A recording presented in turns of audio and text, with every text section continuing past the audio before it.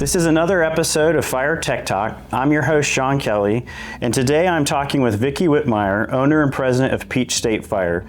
Vicki, thanks so much for coming on the video today. Thank you for having me. Thank you. For our audience, can you just give a brief overview of your background and history in fire protection? 1986, my stepfather, who worked in Chicago at fire suppression. We were in Georgia. Found out they couldn't make $1 million at the chicken business, and we started purchasing fire extinguisher companies. 1988, we incorporated as Peach State Fire in Gainesville, Georgia, and Tom passed away in 96. My mother and I have been running it since. My mother passed away 2 years ago, so now it's mine, and I'm in the transition of the kids taking it over. Wow. So, well, that's a great history. It's a lot to be proud of. Yeah. We've done very well. At the time that I started, didn't know anything about fire extinguishers, didn't know what it was. I actually ran a route, serviced extinguishers, recharged, put in systems, the whole 9 yards. And then they found out I was getting on the phones. Lucky you. Yeah. Oh, that's great. What are some of the service categories Peach State does today? We do fire extinguishers, we do kitchen systems, we do industrial paint booth systems such as that. Not much in engineered. Of course, E-lights, we do a lot of training. So I do not only hands-on training for my customers, but I also do quite a bit of CEU training for the state of Georgia for GAFSED, which Peach State is a founding member of. So, yeah. Awesome. A lot of that. Wonderful.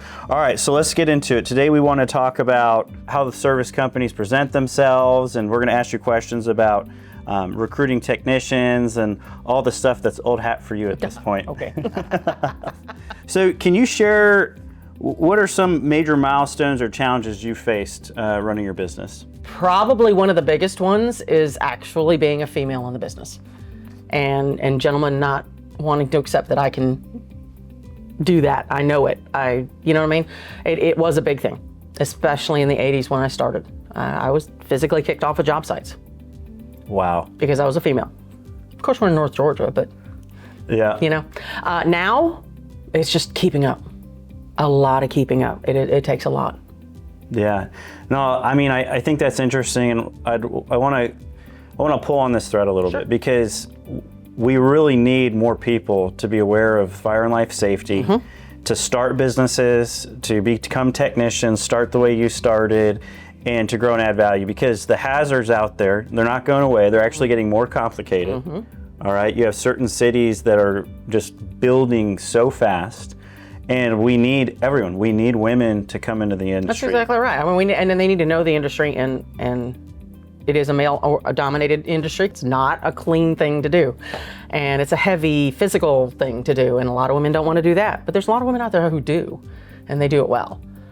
And that's very important to me, to let them know that you're just as welcome in this business as anybody else is. You just got to push a little harder. Yeah. How can we, in our outreach, how can we frame this industry for them to make it look like a viable, an attractive option for a career or job? I think to direct to the VOTEC people, especially in the high schools and such as that, to let the girls coming up know that this is a job. It's, you know, they can go into the paint body, you know, as you would go into paint and body, or you would go into something else that is more welding, okay? You've got them to do that. This is also a viable option. You can come into this, you can physically do it, you can mentally do it, and probably you can socially do it better than a male most of the time. Sorry. No, hey, we all have our strengths and skills, you know, so absolutely. Wonderful. So now shifting gears, what are some tips you have to keep existing customers satisfied? So we'll focus on existing customers. How do you maintain that relationship so they continue to view you as a trusted service provider, okay? And then what have you been successful? What are some of your tactics, strategies to add or acquire new customers? Okay, so for our existing customers, we are a very service-oriented company. Service first. All of my technicians are taught that. Management, whoever's talking on a telephone, even my girls who are answering the telephone, and we don't have a service. So you call at 3 in the afternoon, you call at 2 a.m., you're going to get a human being on the phone. And normally it's a human being who knows what's going on in the business enough to talk the customer, let's say, down off of an emergency. Okay. My girls on the phone during the day, they ride a truck. They'll ride a truck for a couple of days just to see, just to be able to understand what is going on and what's being done. You know, my shop people, even though they're just in the shop, they'll ride a truck so they can see what the service technicians are doing, how to react to the customer. I am that person who is very, oh, you've got a problem. Okay, let me see what I can do to fix it. I'm a fixer person. And so I try and train the other guys to do that also to an extent. I can overdo it and cause us problems.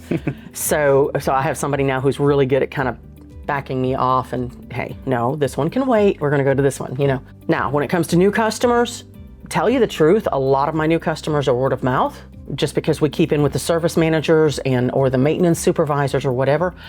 That's a lot of our customers, is just word of mouth. And people know when we've been at this for a long time, and we try to do what we can. And it helps that in the state of Georgia, at least, we are trying to make sure everybody knows that we're working together. We're all in the same business. I can't do all the business. Any other company cannot do all of the business in the state. So if I get a customer who's like, I got to have this right now and they're 2 hours away, I'm going to tell them another company to call. I can't help you right this minute. I cannot do it in a timely manner. Please call X. If you have a problem and can't get them, let me know and I'll try and help you another way. I love that. I mean, what better endorsement to come into the industry than, look, there's competitors, absolutely, but there's so much opportunity. The demand is there and the supply isn't necessarily. Right, exactly. So, hey, come, we'll work together. You know, that's great. To sum up what you said, it's really about reliable communication, yes, being dependable, and then, you know, that word of mouth, that I hear that often, especially for long, successful companies. Okay, you have that reputation. How can a company invite their customers to be their brand advocates, to advocate for them? What are some tips to maybe try to encourage more of that word of mouth? Encourage that customer. Make sure that you're very communicative with that customer. So when my technicians go in, I try very hard to make sure that whoever they're speaking to, they are showing that, okay, these are your extinguishers. This is where this is. This is how you use this if you haven't done this. If you need us to come out and do a live burn, let's do that. Get a lot off of a live burn, because that's what I train with is actual fire. And so we get a lot of new customers just because I have past customers who have used us a long time for burns, and these people need training and they come to us. Or the fire departments. Your AHJs are your friend.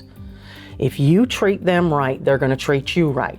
Yes, we have all, you know, we know they got to be careful with conflict of interest, but I mean, I have AHJs just say, you know, you can pick anybody, look in the fire home book under fire extinguisher, but go to the P's, okay? So they don't actually say the name, but if you have that communication with your AHJs and you're able to just have that friendship, that working authority, they're great. You know, hey, AHJs aren't doing training anymore, at least not in Georgia, not much. So with that, they're gonna say, okay, yeah, try this. I know this company does it and I know this company doesn't. Go from there. Yeah, I think just that value added, explaining the why behind your service, and then going above and beyond with that training. I think that's all really, really good tips. You do restaurant kitchen systems, so pre-engineered kitchen systems, all right. Install and service? Yes. Okay, great. And how has that shift changed over the years? Are you more focusing on service, or is it both? You look at it. I'm still both. Yeah, so what we're seeing is a large emphasis on service, which is great. They absolutely have to be service. It's, you know, for example, the fuse links have to be changed, okay? And it's good business. Oh yeah. Okay, it's great business. But if everyone tries to shift too far on just the service, where does that installing? Yeah, where does that leave us? Exactly. And the installing now is really scaring people, to tell you the truth, because of all of the codes and rules and regulations that are coming up. And these AHJs are changing their rules. So like in the state of Georgia, every municipality does what they want to do. So you've got to keep track. I literally keep folders with this municipality needs this one needs this one needs this, because the communication is hard to do and people don't want to fight that. They don't want to deal with that. And so I get what you're saying. We do a lot of installs. We will do installs Georgia, North Carolina, South Carolina, Tennessee, and Alabama on the riv, but we only do service basically a little below Atlanta and up, you know? And so if I get an install, I'll put it in my computer for a service if it's in my area. But if I don't, I'll call somebody that I know and say, hey, look, I just installed this, just so you know, it'll be due. If you want to check on it, boom, boom, go. Okay. And try and keep that going too. So yeah. That's great. Vicki, this has been just fun conversation, all right? Very insightful. Love your passion and love all that you're doing in Georgia and beyond for fire protection. Thank you. Appreciate you letting me do this. Absolutely. Yeah. And thank you for watching this episode of FireTech Talk. We hope you enjoyed it and found it useful. If you did, please be sure to like and subscribe and share this episode with a colleague or friend.